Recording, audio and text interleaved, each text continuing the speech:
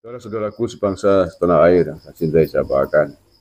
Saya ingin memberikan masukan atau koreksi, bolehlah koreksi terhadap statementnya Kiai Marzuki Mustamar terkait dengan Pilpres. Jadi beberapa waktu yang lalu ada video beredar Kiai Marzuki Mustamar memberikan ceramah di hadapan banyak orang jamaah, tidak tahu apakah itu jamaah pengajian di pondoknya atau di tempat lain. Tapi intinya temanya, topiknya adalah menjelang Pilpres. Pada ceramah itu Kiai Marzuki Mustamar meminta kepada jamaah yang hadir untuk ikut saja dengan apa yang akan diarahkan oleh kiainya masing-masing. Untuk ikut dan tidak usah protes, tidak usah mengkritik atau melawan apa yang akan didawuhkan atau akan diinstruksikan oleh kiainya masing-masing. Karena pasti kiai-kiai, bahkan dicontohkan Kiai Poso, Kiai Lirboyo sudah menakar, sudah punya pertimbangan tertentu di dalam memilih calon presiden. Oke, sampai di sini saya kira tidak ada masalah dan itu hak-hak saja. Hak dari masing-masing kiai dan santrinya, pengikutnya, jamaahnya untuk menentukan pilihan calon presiden sesuai dengan arahan kiai masing-masing atau sesuai hati nurani masing-masing. Monggo aja, tidak ada masalah. Tapi yang menurut saya agak masalah adalah ketika kemudian Kiai Marzuki Mustamar memberikan contoh analogi peristiwa ketika Mbah Hasyim Asy'ari dulu bergabung dengan Masyumi. Satu, yang kedua ketika Mbah Wahab Hasbuloh bergabung dengan sistem pemerintahan Nasakom. Masalahnya adalah argumentasi politik yang disampaikan oleh Kiai Marzuki Mustamar menurut saya adalah out of context, tidak sesuai dengan konteks situasi politik dan semangat Mbah Hasyim, Mbah Wahab saat bergabung dengan Masyumi dan Nasakom itu. Out of context-nya apa?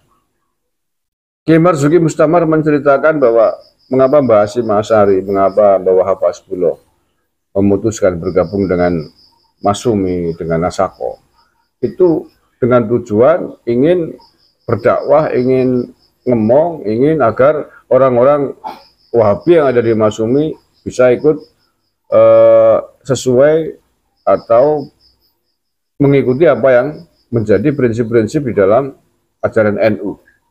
Begitu juga ketika Mbah Wahab Hasbuloh bergabung dengan sistem pemerintahan Nasakomnya Bung Karno ketika itu, dengan tujuan ingin agar bisa berdakwah dengan orang-orang PKI di situ. Menurut saya ini out of context dari sejarah perpolitikan saat itu.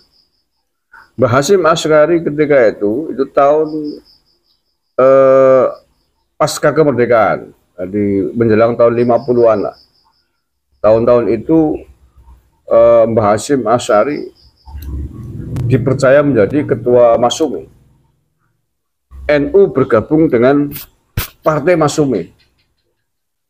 Karena memang saat itu partai politik seluruh ormas Islam yang ada diwadahi dalam satu wadah Masyumi. Tidak ada wadah yang lain kecuali Masyumi. Jadi yang ikut Masyumi ketika itu tahun 50-an tidak hanya NU tapi juga Muhammadiyah, PSSI, Syarikat Islam, lain-lain. Ada sekitar 20-an lah ormas Islam bergabung dalam satu partai namanya Masyumi. Karena memang itu tuntutan politik negara ketika itu, hanya itu wadahnya, tidak ada yang lain. Jadi bukan dalam konteks seperti yang tadi Kiai Marzuki Mustamar ceritakan. Itu tujuan, tidak ada alternatif lain. Jadi beda kalau dengan dianalogikan peristiwa hari ini, misalkan PKB bergabung dengan PKS, beda jauh.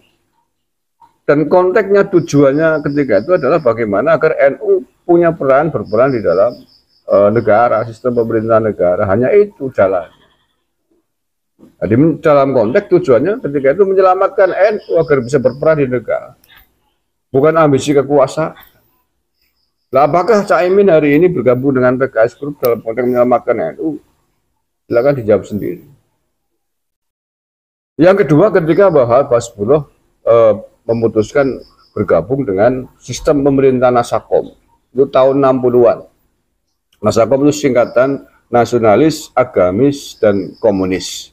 Itu keputusan Presiden Bung Karno menyederhanakan seluruh partai politik hanya tiga unsur. Nasionalis yakni PNI, agamis pokoknya seluruh yang berbau agama di situ. Kemudian PKI, komunis, disingkat Nasakom dalam sistem pemerintahan baru yang dibentuk oleh Bung Karno pasca melakukan dekret Presiden Juli 59. Ketika itu Bung Karno marah membubarkan Masyumi dan lain sebagainya karena orang-orangnya pada berontak kepada negara. Bung Karno bahkan membuat keputusan tegas siapapun yang tidak mau bergabung dengan Nasakom dianggap bertentangan atau melawan Pancasila, dianggap melawan Undang-Undang Dasar 45. Nah, begitu. Jadi konteksnya ketika itu pada saat itu tahun 60-an Bung Karno itu sangat mesra dan sangat dekat dengan Partai Komunis Indonesia karena ketika itu Partai Komunis Indonesia menjadi partai yang sangat kuat. Dan dengan Bung Karno begini, kalau NU ketika itu tidak bergabung dengan Nasakom, tidak mau bergabung dengan pemerintahan, itu bukan bergabung dengan komunis ya, itu pemerintahan, sistem pemerintahan Nasakom dengan tiga partai itu, nasionalis, agamis, komunis, bukan bergabung dengan komunis, tapi Nasakom itu gabungan dari unsur partai tiga itu. Kalau tidak mau bergabung, maka dicap NU berlawanan melawan Pancasila, dicap melawan Undang-Undang Dasar 45. Nanti masuk dalam kelompok pemberontak kayak DITI yang nggak mau itu, karena berhadapan dengan negara. Jadi konteksnya agar pemerintahan Republik Indonesia ketika itu, agar Bung Karno ketika itu tidak habis-habisan dalam pengaruhnya Partai Komunis. Juga NU kemudian dengan dipelopori bahwa memutuskan untuk bergabung dengan pemerintahnya Bung Karno itu. Bukan dalam konteks ingin mendakwai komunis, bukan. Tapi konteksnya bagaimana menyelamatkan NU dalam sistem negara politik ketika itu. Bukan juga dalam konteks setuju dengan PKI.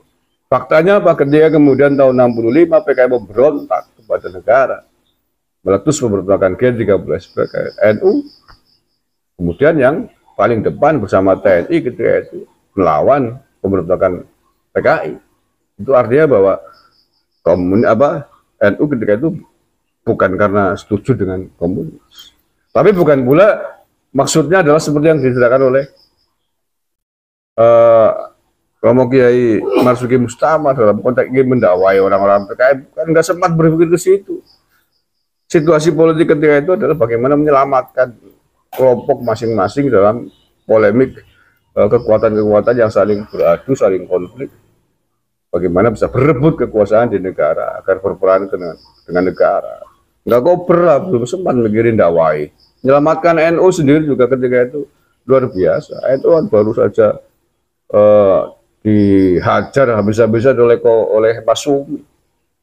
Sehingga kemudian keluar mendirikan partai sendiri, partai itu kan dipecundangi oleh Masyumi. Masanya yang banyak NU, tapi sama Masyumi paling dikasih kursi berapa gelintir gitu. Tidak diperlakukan tidak adil lah. Ya NU dihina-hina dalam rapat Masyumi. Akhirnya bikin partai sendiri NU. Jadi bukan dalam konteks ngomong kayak tadi dakwai orang-orang Wahabi, orang-orang Masyumi, orang-orang komunis, nggak sempat berpikir di situ konteks politiknya gitu. Tapi dalam konteks politik bagaimana NU bisa menyelamatkan warganya di dalam bernegara.